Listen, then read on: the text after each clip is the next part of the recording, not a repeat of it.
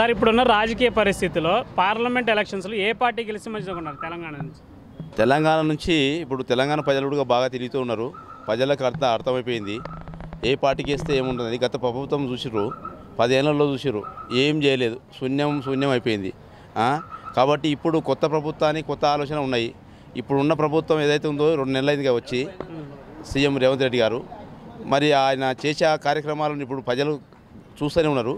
మంచి చేస్తే రేపు ఎంపీ ఎలక్షన్ ఉడక కాంగ్రెస్ పార్టీకి పట్టం కడతారు.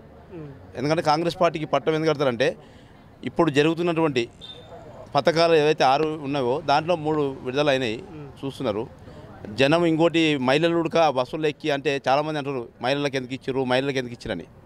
మహిళలకు ఎందుకు ఇచ్చారంటే నిజంగా ఈరోజు మన తెలంగాణ రాష్ట్రంలో మహిళలకి ఇచ్చుడు చాలా మంచి అయింది. ప్రతి ఒక్కరు ఉడక బస్సుకోవాలంటే కనీసం ఎక్కడ వచ్చినా హైదరాబాద్ వచ్చినా ఉడక రానుబోను వాళ్ళకి ఒక 1000 రూపాయలు మిగులుతున్నాయి. 1000 రూపాయలు ప్రతి దగ్గర ఉడక. ఆ విధంగా ఆలోచించే ప్రభుత్వం మంచి ఆలోచన నిర్ణయం తీసుకున్నది. ప్రజలకి మంచి మేలే చేస్తుంది. రైతుల పట్ల కూడా కొద్దిగా మేలు చేస్తే సీఎం గారు దృష్టిలో పెట్టుకొని రైతులకు మెయిన్ చేస్తే బాగుంటుంది. ఖచ్చితంగా రేపు ఎంపీ ఎలక్షన్లో కూడా ఖచ్చితంగా కాంగ్రెస్ వైపు చూస్తారు. ప్రజలు కూడా కాంగ్రెస్కు మద్దతు ఇచ్చి ఓటేసే అవకాశాలు 100% ఉన్నాయి. బీజేపీకి మాత్రం వేసే అవకాశాలు తక్కువ. ఓకే, మహిళలకు మంచి చేసింది అంటాం, ఆటో వాళ్ళకి అన్యాయం చేసింది అని కూడా అంటున్నారు కదా, అదేమైనా ప్రభావం చూపిద్దాం? ఆటో వాళ్ళ ప్రభావం అంటే ఇప్పుడు ఎట్లుంటుందంటే గత ప్రభుత్వాలు ఉడక ఆటో వాళ్ళకి అన్యాయం చేశారు. ఎక్కడా ఇలాంటి పథకాలు పెట్టలేదు.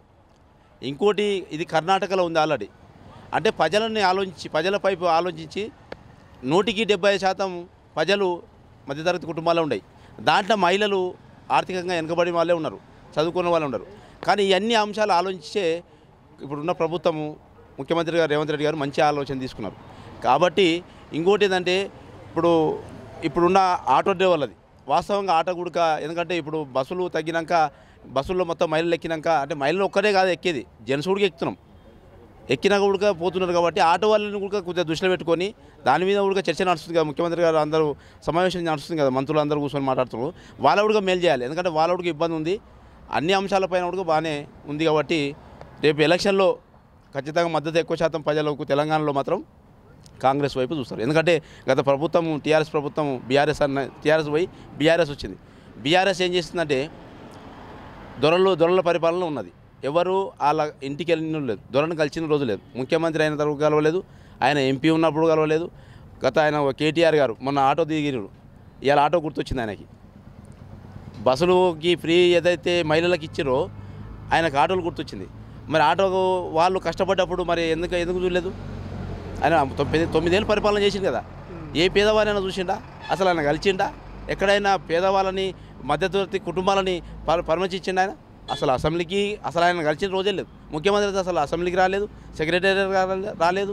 ఆయన ఎన్నడూ ప్రజల వైపు చూడలేదు. అంటే బీఆర్ఎస్ పార్టీ ప్రతిపక్షంలో ఉంటే వాళ్ళు ఇప్పుడు ఆటో వాళ్ళు గుర్తొచ్చారంటారా?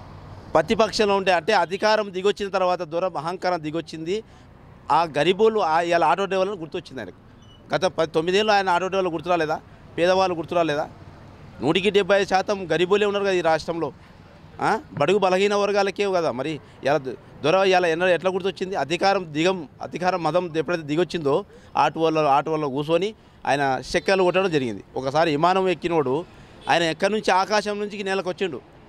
నేలను వచ్చి ఈరోజు నేలనున్న ఆటో డ్రైవర్లను గుర్తు చేసుకున్నాడు తప్ప మరి దాని మీద ఏ అవగాహన చేసాడు?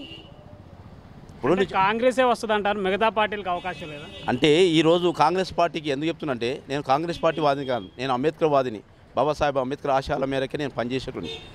అంటే బాబాసాహెబ్ అంబేద్కర్ ఆశయాల మేరకు ఎవరైతే పనిచేస్తారో వాళ్ళకి ఖచ్చితంగా ఈ రాష్ట్రమే కావచ్చు, ఈ దేశమే కావచ్చు, ఖచ్చితంగా విజయం వైపు ఉంటుంది. ఎందుకంటే బాబాసాహెబ్ అంబేద్కర్ ఆశయాలను కొనసాగించే ఏ ముఖ్యమంత్రి అయినా సరే అహంకారం ఎప్పుడు తగ్గుతుంది. అహంకారం పూర్తిగా పోయే ప్రతి ఒక్కడు ఖచ్చితంగా నేలకు దిగవలసిందే, వాడు నేల రావాల్సిందే. ఎందుకంటే ప్రజలకి తెలివితేటలు వచ్చినాయి, చదువుకున్నారు, సోషల్ మీడియా ఉంది. ప్రతి ఒక్కటి ఇప్పుడు 5 నిమిషాలు మనకు తెలిసిపోతుంది ఏమొస్తుంది, ఏం జరుగుతుంది అనేది.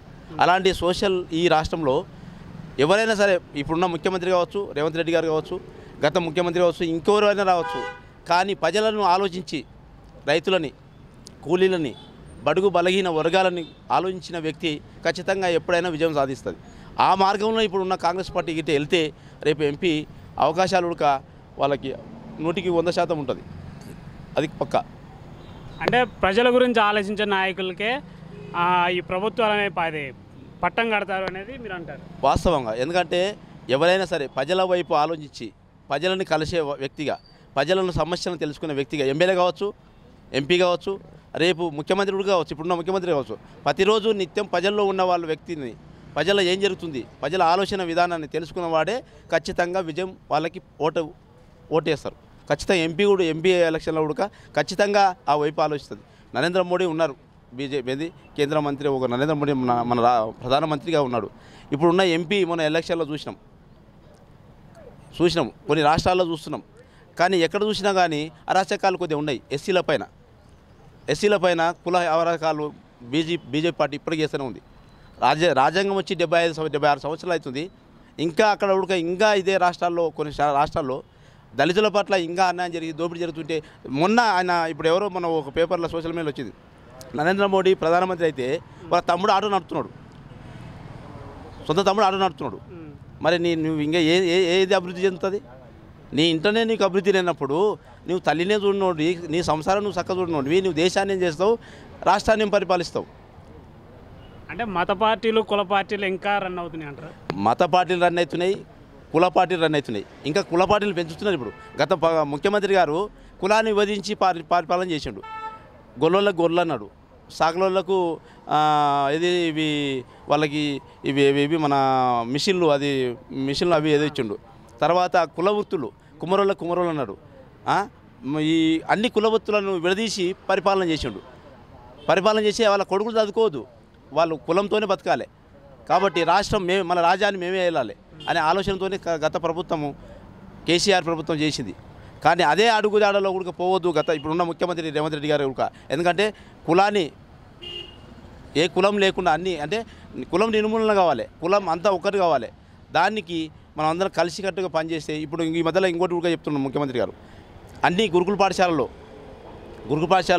ఎస్సీ, బీసీ, మైనార్టీ అన్ని వర్గాలను ఒకటే తాటికి తీసుకొచ్చి ఒక మంచి ఒక విధానాన్ని తీసుకెళ్దామనే ఆలోచన ఉంది. కానీ అందులో ఎస్సీ బీసీలకి అన్యాయం జరుగుతుంది. 50% వీళ్ళందరూ కలిపితే మళ్ళీ 50% ఎవరికి ఇస్తాడు?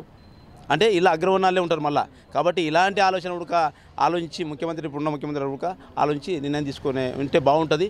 ఇంకోటి, ఇప్పుడు ప్రజలని దృష్టిలో పెట్టుకొని పోతే ఇంకా బాగుంటుంది. అంటే ప్రజలను దృష్టిలో పెట్టుకొని పాలన చేస్తే పార్లమెంట్ ఎలక్షన్స్లో కూడా విజయం వస్తుంది. ఖచ్చితంగా ప్రజలని ఇప్పుడున్న ఆలోచన, ఇప్పుడు చేస్తున్న ఆలోచన, ముఖ్యమంత్రి గారు మంచి ఆలోచన ఉంది. ప్రజల వైపు వెళ్తున్నాడు, ప్రజల పాలన అన్నారు, ప్రజల వైపు వెళ్తున్నాడు, ప్రజలతోని మాట్లాడుతున్నాడు. అన్ని మంత్రులు బాగానే ఉన్నది. ఇంకా ముందు ప్రజలకి అనుకూలంగా మలుచుకొని ఉంటే, ప్రజల వైపు మాట్లాడితే ఖచ్చితంగా రేపు పార్లమెంటులో కాంగ్రెస్ పార్టీకి పట్టం కట్టే అవకాశాలు ఉంటాయి.